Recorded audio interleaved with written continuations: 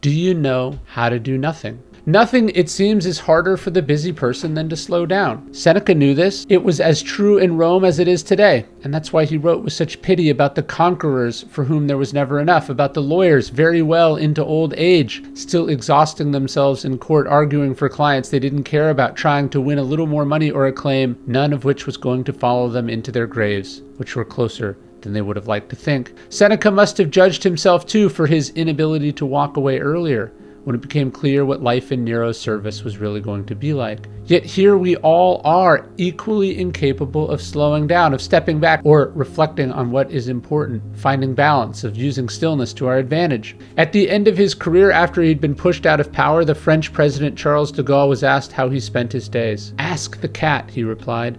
"We play solitaire and take walks together." It isn't easy for a man to force himself into a discipline of idleness, but it is essential. Life is not work, he said. To work without stopping sends a man mad.